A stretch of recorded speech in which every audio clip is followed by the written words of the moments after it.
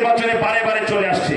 এত ভালো কাজ যদি রাজ্য সরকার করে থাকো, দিল্লির সরকার করে থাকো, বারবার আসছো কেন? ওরা আসলে বুঝতে পেরেছে গত 10-12 বছর ধরে এরা মানুষকে লুট করা ছাড়া অন্য কাজ করেনি। নতুন একটা খেলা শুরু করেছে।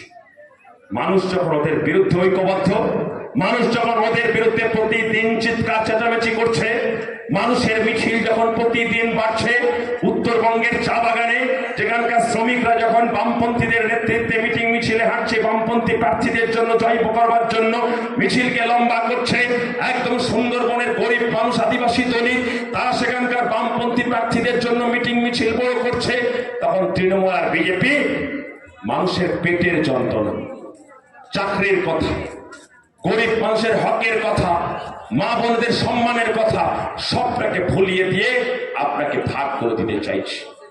কখনো আদিবাসীর কথা বলে, দলিতের কথা বলে, হিন্দুর কথা বলে, মুসলমানের কথা বলে, বাঙালি অবাঙালির কথা বলে ভাগ করে দিতে চাইছে। আপনি দেখলেন না, নরেন্দ্র মোদী বালুরঘাটে আসলো, 1 ঘন্টা বক্তৃতা করলো। একবারের জন্য সে বলল যে আমি 15 লক্ষ টাকা দেব বলেছিলাম, দিতে পারিনি, আমাকে ক্ষমা করো। একবারের জন্য সে বললে 10 বছরে এই কাজগুলো করতে পারেনি, তার জন্য ক্ষমা করো। 1 ঘন্টা ধরে বক্তৃতা করে গেল শুধু ধর্ম ধর্ম ধর্ম।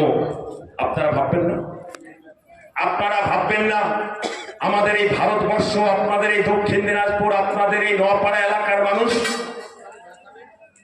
যে নরেন্দ্র মোদী আর অমিত শাহ আসার আগে আপনারা দুর্গা পুজো করতেন না, আপনারা রামনবমী করতেন না, আপনারা বাসন্তী পূজা করতেন না, আপনারা লক্ষ্মী পূজা করতেন না।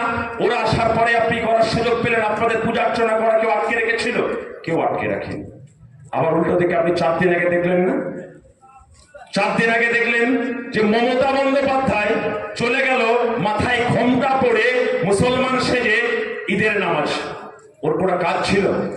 ওটা ওর কাজ না, মোদির ওটা কাজ না। আসলে আপনার ধর্ম আপনি পালন করবেন, মাথা উঁচু করে আপনি পালন করবেন।